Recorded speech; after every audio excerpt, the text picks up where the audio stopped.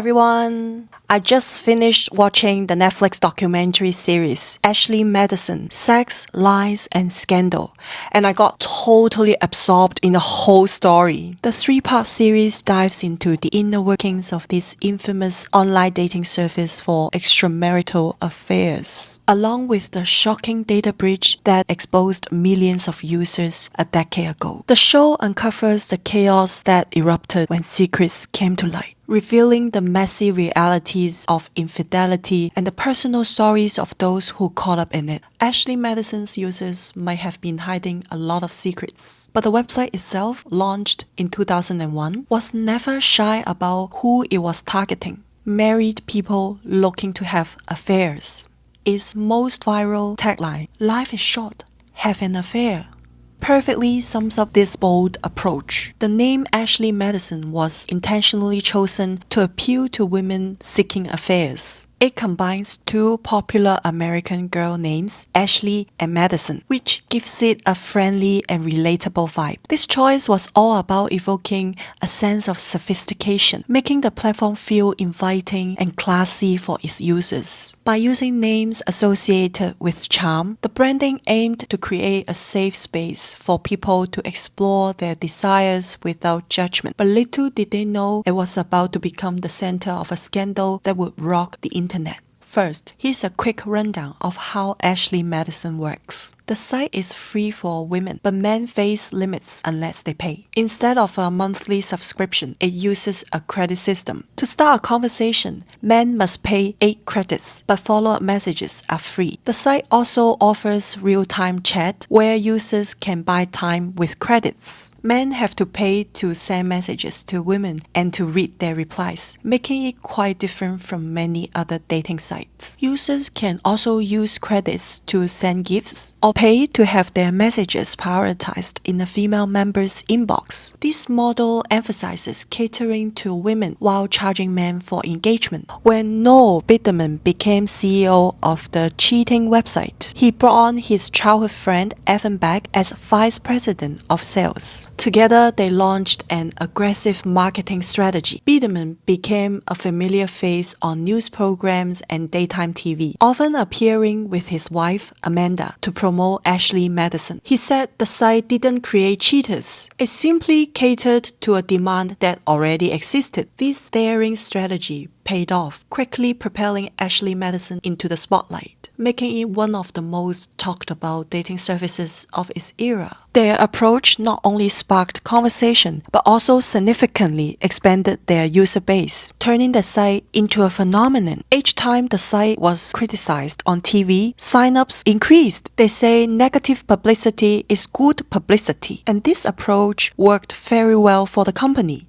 Outside of North America and Europe, Ashley Madison has a strong presence in India, ranking 8th in the world for signups. The company hasn't actively marketed there, but interest has grown through word of mouth. Back in 2013, the site gained attention in India with its tagline, "Your parents arranged your marriage, now let us arrange your affair." As of 2024, there are over 1.4 million users in India. There is also a growing trend toward disclosed non-monogamy, where some users join the site with their partner's knowledge but still prefer discretion due to India's conservative culture. Globally, 27% of Ashley Madison's members identify as part of the disclosed non-monogamy group, showing a significant change from a few years ago. July 2015, everything hit the fan. A hacker group called the Impact Team decided they had enough of Ashley Madison's secrets and threatened to expose user data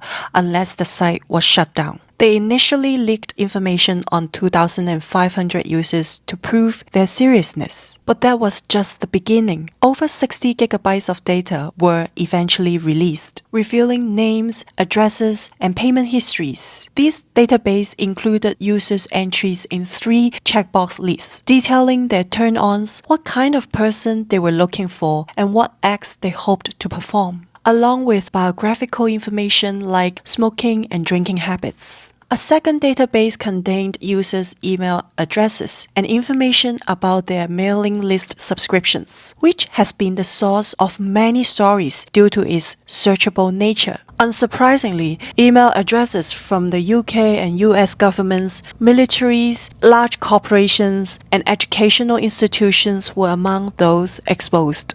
Imagine the panic. People who thought their affairs were safe were suddenly exposed. The fallout was catastrophic, leading to public shaming and a collapse of countless relationships. Celebrities, politicians, and everyday individuals found their private lives laid bare for the world to see. But not everyone used Ashley Madison in secret. The first episode of the series features Rob and Stephanie, a couple who say the site helped their marriage by allowing them to explore their sexuality. Despite Rob's information being leaked, he faced no repercussions because they were already in an open marriage. Rob expresses interest in dating younger, married women, while Stephanie, a dominatrix, finds partners for acts Rob isn't interested in. She even showcases her collection of sex toys. Their relationship has two key rules. Rob always wears a condom, and they inform each other about who they are seeing, essentially getting permission. Rob says, "I consider myself one of the happiest married men." And Stephanie appreciates his honesty, calling him a great husband and father. But many Ashley Madison users joined the site without their spouses knowing, and one of the most notable is Sam Radar, a Christian YouTube vlogger celebrated for his family-oriented content. He is the only high-profile user willing to share his experience in this docu-series. Sam signed up for Ashley Madison during a chaotic period in his life. As an ER nurse in Texas, he was overwhelmed with the demands of his job, the pressures of paying bills, and the responsibilities of raising his first son. He admitted he wanted something exciting in his life, but didn't want to leave his family. Sam said after creating the account, he found renewed fulfillment in his marriage to his wife, Nia, and ended up ignoring the account for years. Their YouTube channel often captured the small joys of daily life, from grocery runs to car rides. Their family antics gained significant attention, even going viral in 2014 when they lip-synced to a song from Frozen. The following year, Sam pulled off a surprising pregnancy reveal by secretly scooping a urine sample from the toilet to share the news with Nia. Just as their YouTube career was taking off, the 2015 Ashley Madison hack rocked the online world. When Sam's name appeared on Twitter in connection with the data breach, he told Nia right away. She felt betrayed and infuriated but chose to forgive him since he hadn't met anyone in person. Nia acknowledged that Sam had curiosities that she wasn't aware of. However, the story takes a darker turn. Sam later was found out that he had lied and cheated throughout their marriage, visiting massage parlors and strip clubs, and even pursuing Nia's friends. The series of events triggered by the data breach led Sam to come clean to Nia. He reflected on how the breach changed his life, expressing that he felt no anger towards Ashley Madison or the hackers. He acknowledged that he was already on a destructive path when he encountered the site, seeing the breach as a way for God to expose its actions and bring him into the light. The couple have worked through their issues and are still together today. The director, Toby Payton, said interviewing Sam was particularly challenging, as discussing shameful actions on camera is never easy. Payton was also surprised by how difficult it was to find people willing to talk, even 9 years after the hack. Many individuals whose names were revealed likely either repaired their relationships or ended their marriages, making it harder to find those willing to share their stories. In the series, Nia talked about how social media shows a perfect picture of life, making people compare themselves to others. She said it's important to admit that life can be messy and that everyone makes mistakes, but there's still hope. Many spouses affected by the hack were not as understanding as Nia. Countless marriages ended. The series also features a sad story about John, a seminary teacher from New Orleans who took his own life after his name was leaked. In the series, John's wife, Christy, shares a heartbreaking moment when she found his body in their garage. She later learned that earlier that day, John had resigned from the seminary after they discovered his Ashley Madison account. Christie criticizes the witch hunt of people who searched through the data breach and exposed individuals like her husband. She said, "I'm sure there are people who are angry about Ashley Madison, but I blame the secrecy and the cancer of shame that was eating away at him." Other celebrities were also caught up in the scandal. Reality TV star Josh Duggar, known for his show 19 Kids and Counting, was among those exposed. Details about his account revealed interests like one-night stands and experimenting with sex toys. In a statement on his family's official website, he admitted to being a hypocrite, confessing that he had secretly struggled with a pornography addiction and had been unfaithful to his wife Anna. He expressed shame over the double life he led and the hurt his actions caused to his family and faith. Currently, Duggar is in prison for child pornography charges. Despite the turmoil, Anna remains married to him and has expanded their family, now having 7 kids. Another notable figure affected was Circuit Court Judge Jeff Ashton, who gained fame as the state attorney in the Casey Anthony case. When his name appeared in the leak, he expressed hope that the public would judge him based on his 35 years of service rather than this one mistake. Ashton claimed he never cheated on his wife and said he signed up for this affair website out of curiosity. The hack brought to light several intriguing aspects beyond the leaking of users' private information. Many men who thought they were messaging real women were actually talking to bots or Ashley Madison employees. The series features Michelle Bombshell McGee, a former stripper who had claimed to have an affair with Jesse James, Sandra Bullock's ex-husband. Though McGee had an account on Ashley Madison, she wasn't using it during the 2015 hack. She recounted that 3 different men came to her performances with gifts, believing they were in relationships with her based on online conversations. When she told one man she didn't talk to anyone on the site, he looked terrified, realizing he had been scammed. Many fake profiles could be traced back to an IP address in an Ashley Madison UK office. A former customer service representative confirmed that they knew fake profiles existed. Staff were instructed to create profiles based on the physical traits that male users preferred. Evan Beck, a former vice president of sales, explained that bots, using a form of artificial intelligence, began messaging men because they often hesitated to reach out first. The data released by the hackers also showed that active female users were very few. Ashley Madison had about 31 million male accounts and 5.5 million female accounts, but most female accounts were either bots, fake, or hardly used.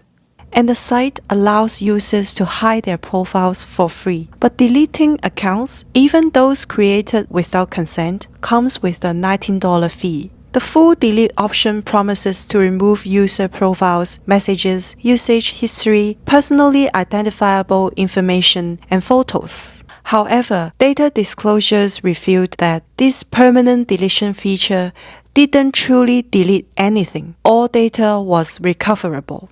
Information from deleted accounts remained in the database, even for those that used the paid full delete option. It was found that some accounts labeled as paid delete still retained enough information to identify the account holder. But the leaked email database is also questionable.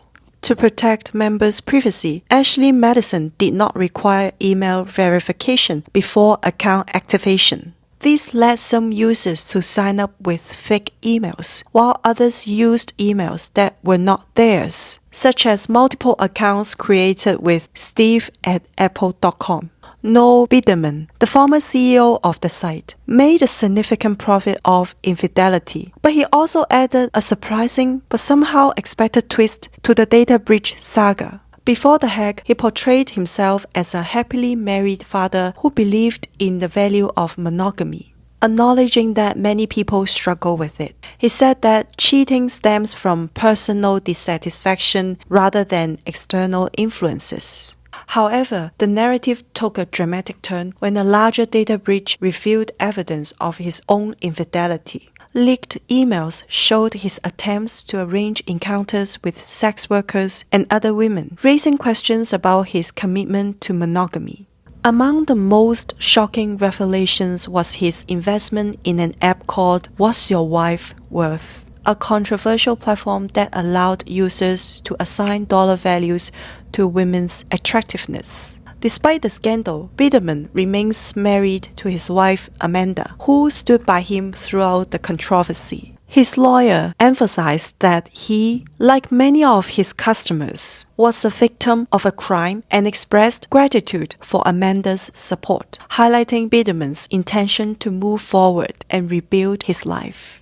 To make matters even more unsettling, the identity of the hackers remains a complete mystery to this day. The director Toby Payton pointed out just how remarkable it is that the hackers have managed to stay under the radar. Whoever did it has done an extraordinarily good job of keeping their head down, he said. It's fascinating and a bit eerie that such a sophisticated hack could come from someone with no prior record or follow-up actions. It truly seems like a one-off event. There are plenty of intriguing theories swirling around about who might be behind it. Payton speculated that the hacker likely has some connection to Ashley Madison, possibly with insider knowledge about the company's inner workings. But beyond that tantalizing hint, the truth remains elusive. Despite everything, Ashley Madison continues to thrive and has even seen a recent resurgence in popularity. We all recognize how destructive and damaging infidelity can be. While there are certainly moral and judgmental aspects to consider, simply stating that one should never cheat on their partner isn't the most thought-provoking perspective. It's also flippant to simply say it's okay to cheat because there are dark and awful consequences. And the documentary managed to strike the right tone in addressing these complexities. So, the next time you hear about Ashley Madison, look beyond the headlines. Think about the real people whose lives have been irrevocably changed and reflect on what their stories reveal about all of us. What do you think? Leave your comments below and I'll see you in the next episode.